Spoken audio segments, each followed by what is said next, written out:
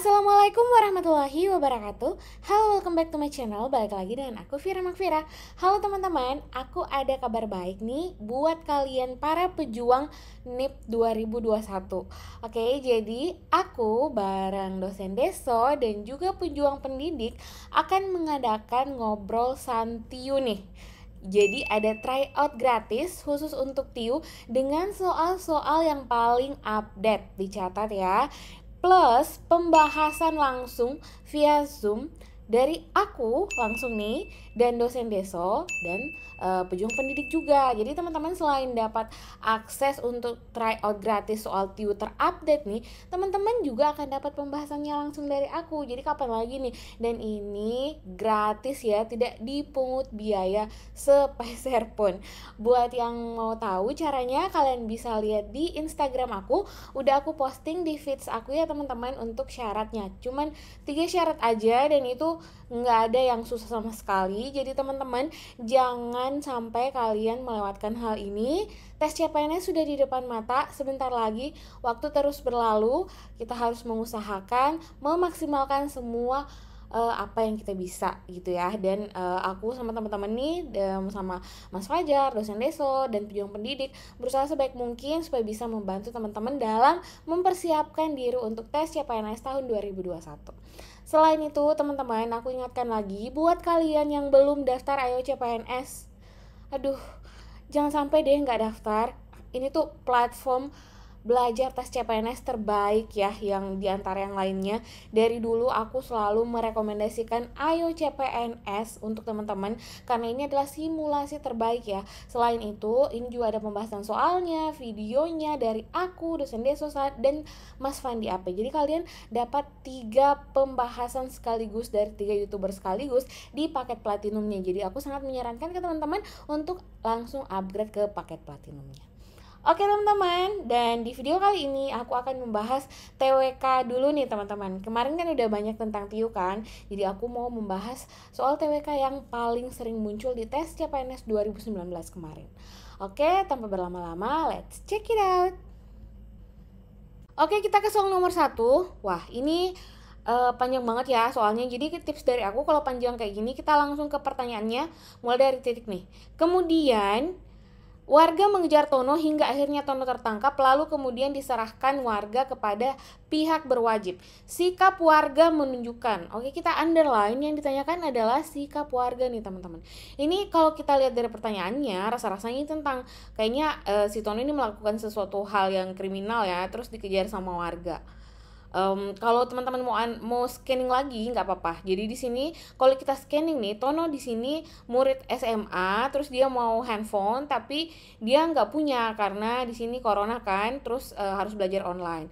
Dia kesal terus mabuk-mabukan, terus dia mengambil handphone salah seorang ibu-ibu di pinggir jalan.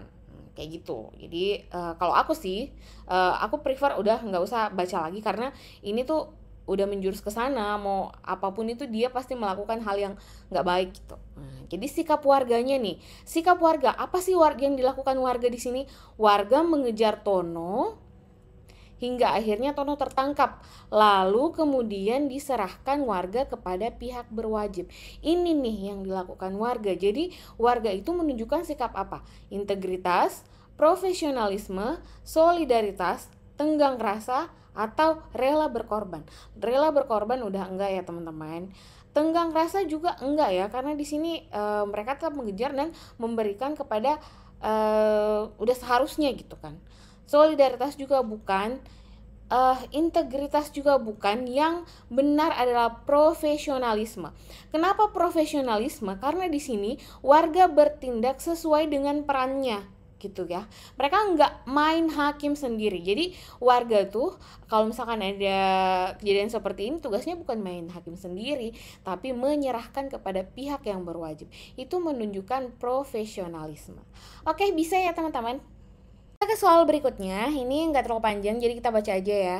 Pak Gino adalah penjaga sekolah, beliau akrab dengan salah satu murid di sekolah bernama Dodi. Suatu hari Dodi terlambat masuk sekolah dan pintu pagar sudah terkunci. Siswa yang terlambat tidak boleh masuk sekolah, tetapi karena Pak Gino berteman akrab dengan Dodi, beliau langsung membukakan pintu gerbang dan mengizinkan Dodi masuk.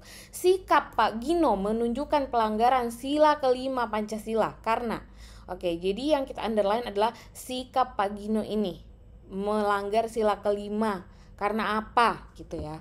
Jadi kalau kita lihatin dari kasusnya ini tuh termasuk nepotisme ya, jadi salah satu perilaku korupsi karena dekat sama orang itu jadi dia memperlakukannya secara khusus kayak gitu ya teman-teman. Oke, kita lihat choice-nya. Pak Gino kasihan dengan Dodi yang telat masuk sekolah. Terus bagian B, Dodi beruntung kenal akrab dengan Pak Gino. Ini kita langsung eliminasi aja ya. Ini udah bukan ya teman-teman. Melanggar sila kelima karena kasihan enggak, beruntung enggak. Pak Gino tidak bersikap adil karena telah mengizinkan Dodi masuk ke sekolah. Ini boleh ya.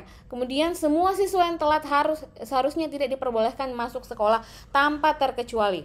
Oke, kita keep dulu. Pak Gino tidak enak hati jika dirinya tidak membukakan pintu. Ini juga bukannya teman-teman. Jadi antara C dan D. Ingat kalau ada yang bikin galau kayak gini, kita fokus ke pertanyaannya. Sikap Pak Gino ini kenapa melanggar sila kelima?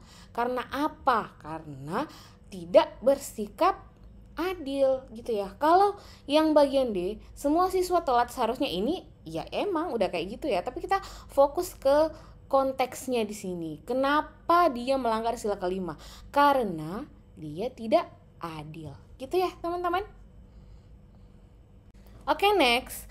Implementasi dalam kehidupan nyata, penerapan Pancasila sebagai dasar negara tercermin dalam sikap berikut. Oke, kita underline dulu ya. Apa sih intinya dari pertanyaan ini? Implementasi kehidupan nyata, dalam kehidupan nyata, penerapan Pancasila sebagai dasar negara. Oke, ini yang di underline ya teman-teman.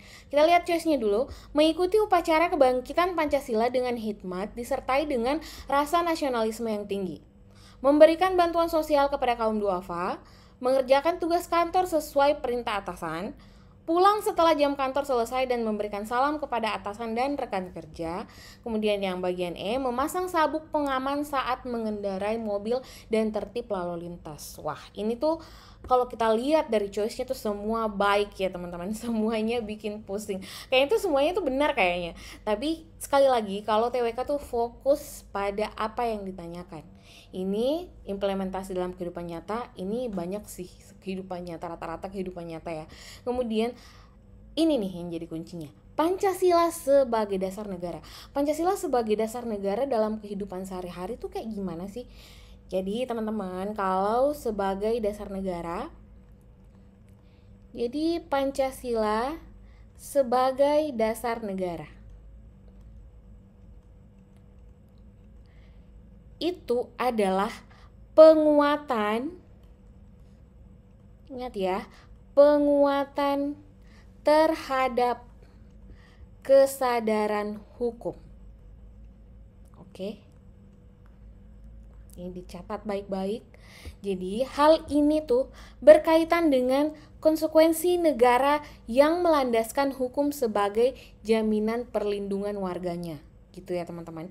Dan memasang sabuk pengaman, merupakan di sini wujud kesadaran hukum. Jadi memasang sabuk pengaman saat mengendarai mobil dan tertib berlalu lintas itu adalah wujud kesadaran hukum sebagai warga negara. Dalam hal ini menerapkan Pancasila sebagai dasar negara.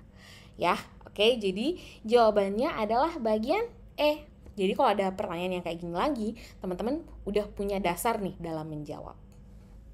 Ke soal berikutnya, Anda sedang mengantri di bus di halte. Saat bus datang, Anda mempersilahkan seorang nenek untuk menaiki bus terlebih dahulu. Setelah itu, saat berada di dalam bus, Anda memberi tempat duduk lagi nih kepada seorang ibu muda yang sedang menggendong anaknya. Sikap yang Anda lakukan ini menunjukkan apa? bagian A mengutamakan persatuan dan kesatuan. Kita langsung eliminasi aja ya teman-teman, kayaknya bukan ini ya. Kemudian mengesampingkan kepentingan pribadi, kita keep dulu. Menghargai keragaman suku budaya, ini juga bukan. Mengutamakan kepentingan pribadi, ini juga bukan. Terus mengutamakan rasa empati, ini antara B dan E ya teman-teman. Kita lihat dulu nih, ini kan teman-teman nih rela nih memberikan tempat duduknya kepada orang-orang yang lebih berhak emang ya kalau dalam di tempat umum. Jadi intinya di sini kamu tuh rela berkorban, ya kan? Inilah sikap rela berkorban. Rela berkorban itu karena teman-teman di sini mengutamakan rasa empati ya. Jadi jawabannya adalah bagian E. Oke, next. Survei terhadap institusi perlu dilakukan untuk menjamin kinerja pegawai, bahkan lembaga tersebut secara internal maupun eksternal.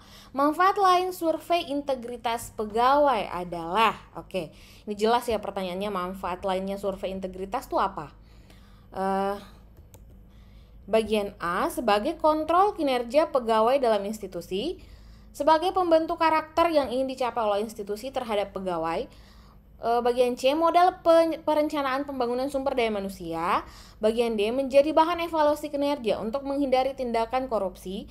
Dan yang bagian E, menjadi tanggung jawab institusi menjaga mutu. Teman-teman sering lewat di kantor-kantor pemerintahan gitu, terus ada yang tertulis zona integritas. Ini biar gampang ya teman-teman. Integritas ini katakan tidak pada korupsi ya, jadi anti korupsi.